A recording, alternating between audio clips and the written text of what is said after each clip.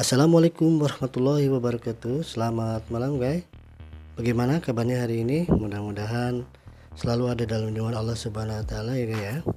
Pada kali ini saya akan membuat tutorial kembali bagaimana cara untuk membersihkan atau untuk mempersiapkan kolam untuk pembesaran kolam koi.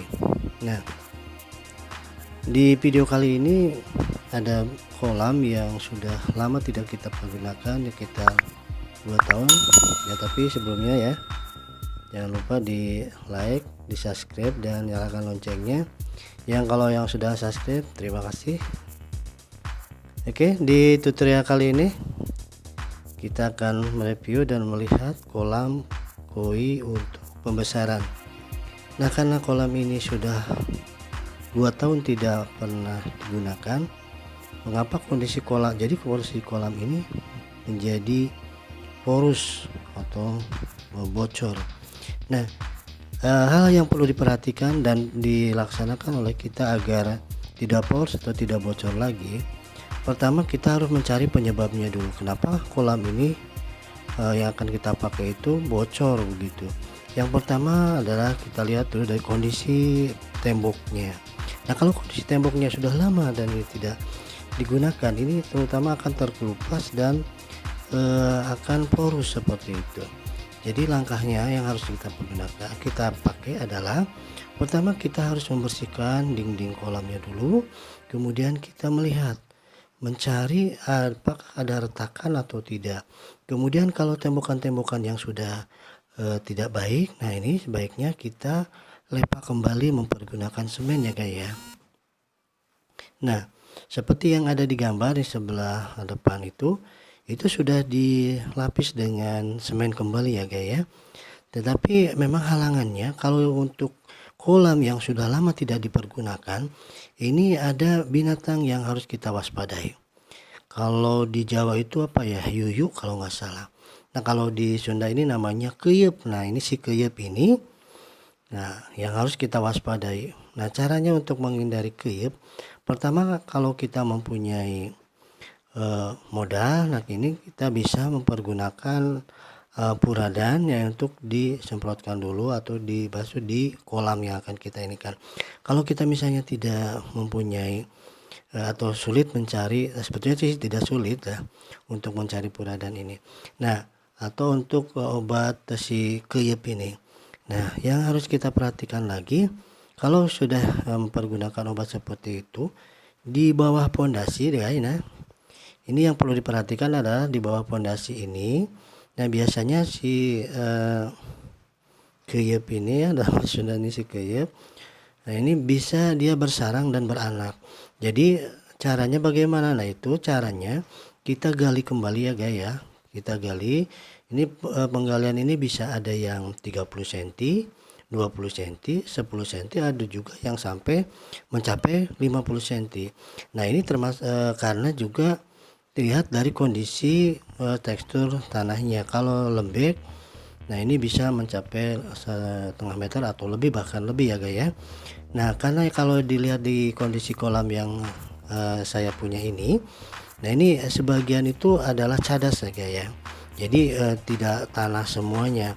Yang sebelah utara itu adalah, ada yang sebelah timur itu ada yang tanah. Nah, sekarang kalau yang sebelah baratnya itu, ya itu sudah cadas ya. Jadi nah itu kalau seperti kita lihat juga di video, nah itu kan ada beberapa bagian yang tidak ditembok ya, tidak ditembok lah. Ini maksudnya karena di situ adalah sumber air atau sumber keluarnya air ya guys ya.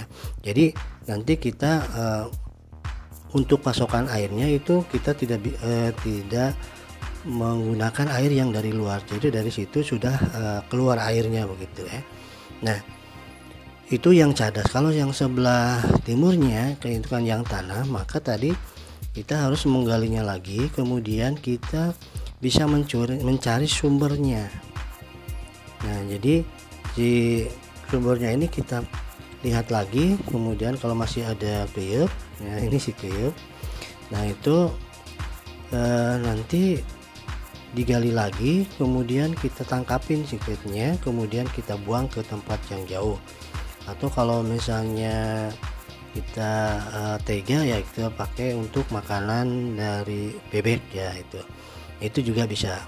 Nah kemudian kita lihat di tengah. Nah di tengah itu kan ada tembokan yang melintang. Nah ini kegunaannya adalah untuk agar misalnya nanti kalau ada ikan yang kita panen itu kita bisa tempatkan di kolam yang kecil itu. Nah jadi nanti kolam yang besarnya ini bisa untuk mengambil ikan yang memang yang di belakang, dan nanti bisa dikumpulkan di bak atau kolam yang ada di depannya. Nah ini seperti tegak lurus yang dilihat di sini, ada pembuangan air yang lurus ke sana itu. Nah ini baiknya guys, nah ini kita buat untuk solokannya. Ketika ada ikan yang airnya misalnya kolamnya sudah habis airnya, nanti si ikan itu akan melalui selokan air atau saluran air yang kita buat. Nanti intinya bahwa nanti si ikan itu akan berjalan menuju arah air yang keluar dari paralon. Nah seperti itu. Jadi kita tidak perlu untuk memindahkannya, silakan nanti si ikan sendiri bisa berjalan sendiri ke arah air. Nah kemudian langkah selanjutnya yang tadi yang di timur itu guys ya, setelah kita bongkar, nah itu baru kita teplok lagi, kita aduk lagi, kita pakai adukan semen yang agak bagus ya guys ya, karena ini nantinya akan terkubur gitu. Nah setelah nanti dikubur sudah agak kering, dan ini juga harus dilepa dengan baik ya guys ya, mempergunakan semen, karena nanti kalau pekerjaannya asal-asalan, ini si kolam ini tidak akan bertahan lama, dan akhirnya si keyep ini akan bisa menembus kembali tembok yang kita buat tadi. Nah jadi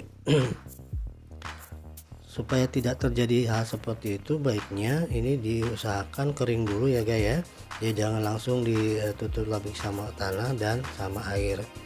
Silakan mungkin ditunggulah sekitar 2 hari atau 3 harian supaya benar-benar tembok yang kita pasang lagi, kita buat lagi, bisa tidak terkena oleh hama lagi, seperti itu ya guys ya.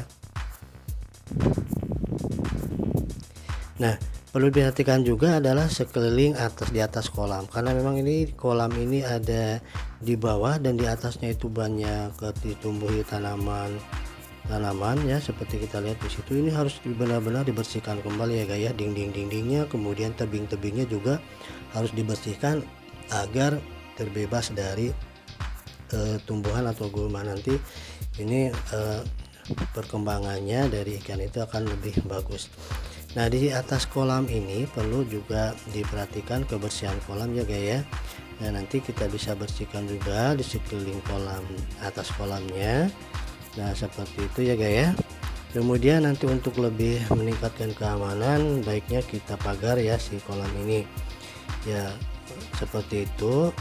Nah nanti kalau sudah dipagar, nah pagarnya ini kita relatif saja ya guys ya.